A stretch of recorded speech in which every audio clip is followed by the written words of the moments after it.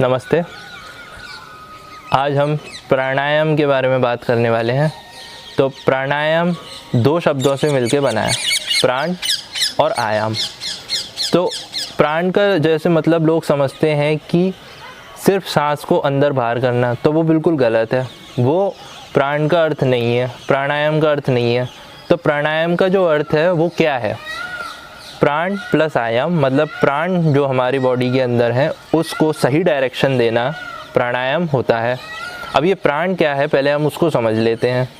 तो जैसे हम अपने शरीर के अंदर अगर देखेंगे तो कुछ ऐसी चीज़ें हो रही हैं, कुछ ऐसी क्रियाएं हो रही हैं जिसके बारे में हमको मालूम ही नहीं है।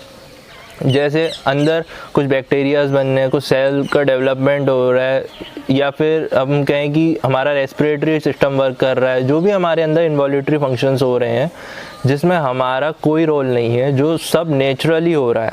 तो नेचुरली होने का मतलब क्या है कि वो कोई एनर्जी के थ्रू हो रहा है। अब वो एनर्जी ही प्राण होती है, और वो सिर्फ हमारे शरीर में नहीं होती, वो सारी चीज़ों में होती है। तो प्राणिक लेवल पे अगर हम देखें तो हम अलग अलग नहीं हैं, मतलब मैं अलग नहीं हूँ, आप अलग नहीं हैं। या फिर हम ये देखें कि इस संसार में जितने भी पदार्थ हैं या जितने भी एलिमेंट्स हैं वो अलग नहीं हैं, वो सब एक ही हैं। कैसे हैं कि हमारा जो शरीर है वो 5 तत्वों से मिलके बना हुआ है। 5 तत्व कौन से हैं? अर्थ, फायर, वाटर, एयर और स्पेस। तो जैसे अगर हम देखें कि जो भी सॉलिड पार्ट है वो सब क्या है? अर्थ में आ जाता है, ठीक है।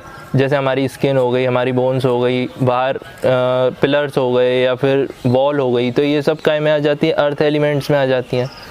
वाटर जैसे हमारा ब्लड हो गया, प्लाज्मा हो गया, ठीक है। तो वाटर वो हो गया, वाटर लेवल होता है हमारा 69% to 72% बॉडी के अंदर। उसके बाद एयर एलिमेंट्स होते हैं हमारे अंदर, स्पेस एलिमेंट होता है हमारे अंदर। तो स्पेस लेवल पे भी हम अंदर और बाहर अलग अलग नहीं हैं, हम सब एक ही हैं। We all are unite by nature, ठीक है। तो 5 तत्वों से हम मिलके ये शरीर बना है। अब इन सारे तत्वों को चलाने वाला कौन है? प्राण। तो जब ये प्राण सिर्फ एक शरीर में होता है तो उसको हम बोलते हैं प्राण। लेकिन जब यही प्राण पूरा कंटेन कर लेता है, मतलब पूरे यूनिवर्स में अगर हम देखेंगे तो इसको ही हम बोलते हैं महाप्राण। तो महाप्राण ऐसे हम एग्जाम्पल से समझ सकते हैं, जैसे कोई एक समुंदर है, उस समुंदर में एक बूंद ली तो वो बूंद हो गई हमारा शरीर, और वो समुंदर हो गया पूरा यूनिवर्स। तो समुंदर क्या है? पानी है। और वो बूंद क्या है? वो भी पानी है, दोनों ही पानी है, ठीक है। तो बूंद के अंदर भी पानी है, बूंद के बाहर भी पानी है, मतलब वो समुंदर में भी पानी है और बूंद के अंदर भी पानी है ना। तो इसी तरह से हमारी बॉडी के अंदर भी प्राण है, हमारी बॉडी के बाहर भी प्राण है। तो हम ये कह सकते हैं कि हम सब प्राणिक एनर्जी हैं। तो अब प्राणायाम में इसका क्या रोल है? तो प्राणायाम में ये रोल है इसका कि जब हम इसको बैलेंस कर लेते हैं, मतलब हम इस पर कंट्रोल कर लेते हैं, जब हम इस पर विजय पा लेते हैं तो यही प्राणायाम हो जाता है। आयाम मतलब उसको सही डायरेक्शन दे देना।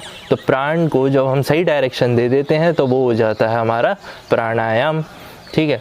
तो आज मैं आपको अलग अलग तरह के प्राणायाम के बारे में बताऊंगा, लेकिन उससे पहले मैं आपको एक एग्जांपल और मेरे दिमाग में आ रहा है तो मैं उसको और आपके सामने बताना चाहता हूँ। जैसे कि एक बल्ब है, बल्ब को जलाने के लिए चाहिए इलेक्ट्रिसिटी, ठीक है। जलाने का मतलब उसको लाइटन करने के लिए उसको चाहिए एनर्जी, इलेक्ट्रिसिटी। तो वही इलेक्ट्रिसिटी अगर हम एग्जांपल के तौर पे देखें तो इलेक्ट्रिसिटी क्या हो गई? प्राण। और हमारी बॉडी क्या हो गई? वो बल्ब, ठीक है। अब अगर उसमें से मतलब बल्ब में अगर इलेक्ट्रिसिटी ना रहे तो क्या होगा? वो बल्ब लाइटन नहीं होगा, है ना। उसी तरह से अगर हमारे शरीर में प्राण ना रहे तो हमारी बॉडी काम नहीं करेगी, तब वो सिर्फ 5 एलिमेंट से मिलकर रह गई और उसका कोई रोल नहीं रह गया, ठीक है।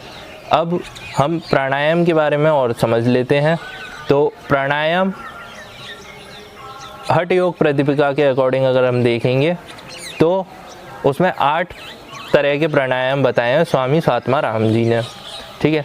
अगर हम गहरंड संहिता में बात करेंगे तो गहरंड संहिता में गहरंड ऋषि ने 8 प्राणायाम बताए हैं। उन्होंने भी 8 8 बताए, लेकिन उसमें थोड़ा सा माइनर डिफरेंस है, वो हम अभी आगे बात करेंगे।